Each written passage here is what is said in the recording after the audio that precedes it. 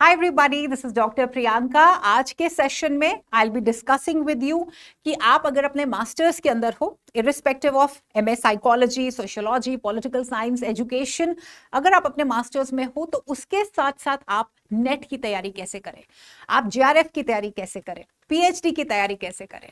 So the first question that generally comes to me is, ma'am क्या हम कर सकते हैं? So let me tell you, yes. During your masters, of course, you can crack your NET JRF. In your first attempt, yes, you can crack. आपकी ma'am ने किया है, मैंने किया है, अपने मास्टर्स के बीच में JRF क्रैक अपने पहले ही अटेम्प्ट में, तो आप भी कर सकते हो. What matters is only one thing, and that is the correct strategy. Everyone can do it, but सही strategy होनी चाहिए. और सबसे important जो चीज है, सबसे important चीज वो है consistency. ठीक है, मैं आपको एक सही स्ट्रैटेजी तो बताऊंगी, लेकिन स्ट्रैटेजी को रेगुलरली फॉलो करना.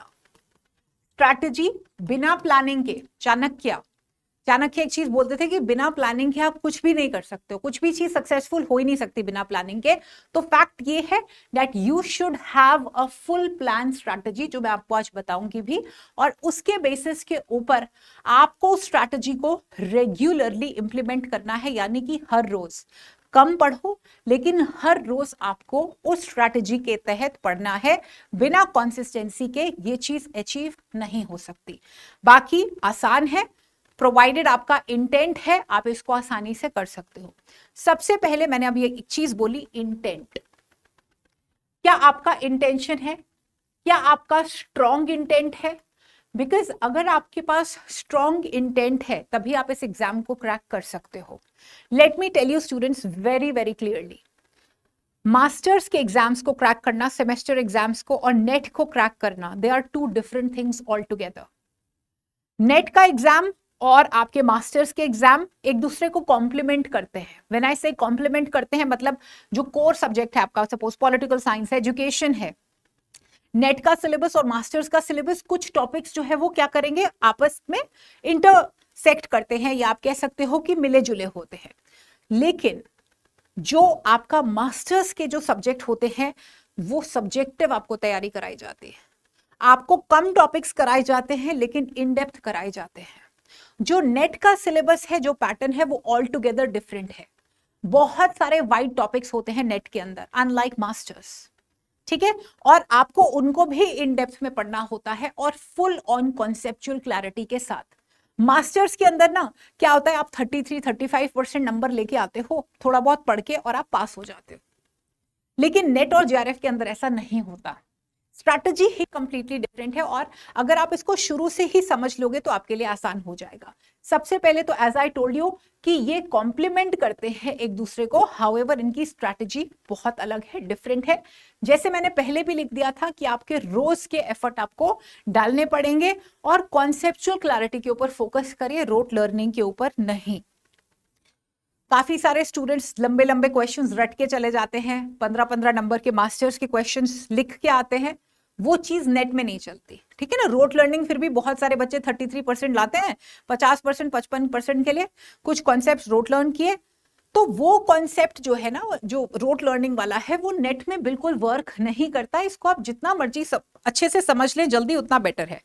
दूसरी एक चीज आप जरूर मेरी सुने, मैं हमेशा एक चीज बोलती हूं कि अगर आप सिर्फ मास्टर्स के लिए पढ़ रहे हो, आपका सिलेबस है, दिया होता है यूनिवर्सिटी की वेबसाइट के ऊपर, आप उस सिलेबस को अच्छे से पढ़ोगे ना, उससे नेट क्रैक नहीं हो सकता. ठीक है, वेयर एज अगर आप सिर्फ नेट के लिए पढ़ रहे हो, नेट की स्ट्रैटेजी से पढ़ रहे हो, पूरा नेट को पढ़ रहे हो, और उसके बाद आप मास्टर्स में बैठते हो, तो 50% नंबर कोई भी ले सकता है. And I mean this. और आपको नेट में बैठने के लिए कितने चाहिए होते हैं? 55% नंबर. और मैं आपको बता रही हूं कि अगर आप नेट जेआरएफ की अच्छी तैयारी करते हो तो आपको आराम से 60% प्लस मिल सकते हैं आपके सब्जेक्ट के अंदर.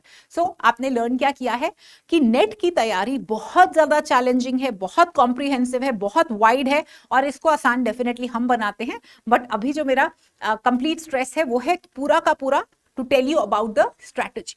राइट, सो जितना जल्दी आप इस चीज को समझ जाएं कि मास्टर्स का approach is very different from your net का अप्रोच. अब यहां पे आपको क्या करना है, जो आपको पता है आपके नेट के अंदर पेपर 1 होता है और पेपर 2 होता है. ठीक है, अगर आपने फॉर एग्जांपल एजुकेशन लिया हुआ है, पेपर 2 पॉलिटिकल साइंस लिया हुआ है, तो मैं मान के चलती हूं 60 to 70%, not more than that. ठीक है, यहां पे 60 to 70% आप ले लीजिए। जो सिलेबस है नेट का पेपर 2 का, वो आपके मास्टर्स के साथ मैच करता होगा। तो आपको अब क्या करना है, आपको अपना नेट का सिलेबस लेना है, ठीक है, और उसके जो जो टॉपिक्स होंगे आपके मास्टर्स के सिलेबस में वो अच्छे से पढ़ो। जब आपके प्रोफेसर आके पढ़ाते हैं तो नोट्स बनाइए, ठीक है, बाकी चीजों के भी नोट्स बनाइए, बट जो आपके नेट के सिलेबस में चीजें हैं उनको तो आप अच्छे से आपको नोट्स बनाने हैं। ये तो हो गया क्लासरूम के अंदर। उसके बाद जब आप घर आते हैं, उसके बाद उसको एक प्रॉपर कॉपी, एक प्रॉपर रजिस्टर के अंदर आप उसको डबल राइट करिए। एक तो आपकी क्लास वर्क नोटबुक हो गई, और एक हो गई कि आप घर में आके उस चीज को, वो कॉन्सेप्ट जो आपके नेट में भी है और आपके बाय चांस टीचर ने भी पढ़ा दिया, जैसे फॉर एग्जांपल आइडियलिज्म आप नेट के सिलेबस के अंदर देख रहे हैं और आई एम श्योर मास्टर्स के अंदर भी होगा। तो अब आपने 2 जगह से सीखा है, तो आप उसको एक, आपकी जो रफ कॉपीज हैं उससे आपने उनको एक फॉर्मल कॉपी के अंदर उस चीज को लिखना है, and this will keep following till your masters का सब्जेक्ट। जो भी आपके मास्टर्स के जितने भी मंथ्स चल रहे हैं, जैसे जैसे आपके डेज में जैसे जैसे प्रोफेसर्स आपको पढ़ाते हैं, ठीक आपने वैसे ही नोट्स जो है वो बनाते रहने हैं। याद रखना, नेट के नोट्स और मास्टर्स के नोट डिफरेंट होते हैं। नेट के notes are different from masters के नोट्स। सिंपल टाइम मैनेजमेंट करना पड़ेगा। आपको समझना है कि आपके मास्टर्स के अंदर आपकी पेपर 1 की तैयारी नहीं होती है, ठीक है, नेट के अंदर आपकी पेपर 1 की तैयारी होती है। तो पेपर 1 का सिलेबस लीजिए और आपको रोज सुबह उठना पड़ेगा। रोज सुबह उठिए, कम से कम 2 घंटे लगाइए पेपर 1 के ऊपर। पेपर 1 का सिलेबस ले लीजिए और फोकस करिए, क्योंकि आपने मेरे से पूछा है मास्टर्स के दौरान कैसे होगा जेआरएफ। मास्टर्स के दौरान ऐसा ही होगा, कंसिस्टेंट रहना है। डेफिनेटली आप मेहनत जितनी ज्यादा डालोगे उतना बढ़िया है। अदरवाइज अगर मास्टर्स करने के बाद कई लोग सोचते हैं नेट क्रैक करेंगे, तो वो गड़बड़ हो जाती है। उसका रीजन है कि आपका फ्लो टूट जाता है, वेराज मास्टर्स के अंदर आपका रिदम बना है। तो सुबह जो है वो आप पेपर 1 को पढ़िए और उसके बाद अपना कॉलेज जाइए, यूनिवर्सिटी जाइए, और वापस जब आते हैं शाम के बाद आप पेपर 2 जो है वो आप पढ़ सकते हैं। आराम से आप कर सकते हो स्टूडेंट्स, आराम से। 6 महीने का एक सेमेस्टर हो सकता है, अगर आप 6 महीने ढंग से पढ़ेंगे तो आपका हो जाएगा। वीकेंड्स के अंदर आप कोशिश करिए कि आपको एमसीक्यूज करने हैं। जो भी कॉन्सेप्ट आप पढ़ोगे, आजकल तो आपको पता है पेपर 2 की, पेपर 1 की टॉपिक स्पेसिफिक पीवाईक्यू किताब आ गई है। सैटरडे को, संडेज को, छुट्टियों के अंदर वो पीवाईक्यूज प्रैक्टिस करिए, ठीक है। और साथ में है स्मार्ट प्रेपरेशन। स्मार्ट प्रेपरेशन के लिए मैं तो एक सिंपल सी चीज बोलती हूँ कि आपके पास कोर्सेज अवेलेबल हैं। To be very honest, being very very blatantly honest with you, अगर आप कोई नेट का कोर्स लेते हो, राइट, तो आपको सब कुछ बना बनाया मिल जाता है। तो आपको क्या करना है, रोज आपको क्लासेस अटेंड करनी है। Whereas if you are doing self study, आप खुद टाइम टेबल फॉर्म करो, राइट, उसको आप टाइम टेबल फॉर्म करके उसको कंसिस्टेंटली आपको अपने आप को थोड़ा सा पुश करना पड़ेगा। Whereas if you are in a course already designed होता है पेपर 1 की क्लास, पेपर 2 की आप लाइव देख सकते हो। हर रोज क्लासेस होती है, लाइव देखिए आप, इसके बाद रिकॉर्डेड देख सकते हो। It's all up to you. You want to study on your own, please do it, but I am just telling you the positives और the benefits of the course. तो एंश्योर, क्योंकि पेपर 1 आपको masters में कोई नहीं पढ़ाने वाला, ठीक है। या तो आपकी मैथ खुद बहुत अच्छी है, या आपका टीचिंग एप्टीट्यूड बहुत बढ़िया है, रिसर्च बहुत बढ़िया है, आपकी लॉजिकल रीजनिंग बहुत बढ़िया है, वेल एंड गुड। अगर आप सिर्फ बुक से खुद पढ़ सकते हो, वेल एंड गुड।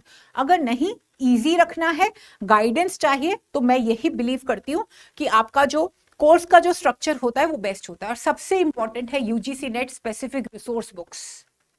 क्या है ना, जैसे फॉर एग्जाम्पल मास्टर्स के अंदर आप लोगों के टॉपिक्स होते हैं और आप उनसे रिलेटेड जो हमारे प्रोफेसर्स होते हैं वो हमको बुक सजेस्ट कर देते हैं। जैसे फॉर एग्जांपल एजुकेशनल फिलॉसफी आपने पढ़ी, तो आपके प्रोफेसर ने उसकी किताब सजेस्ट कर दी।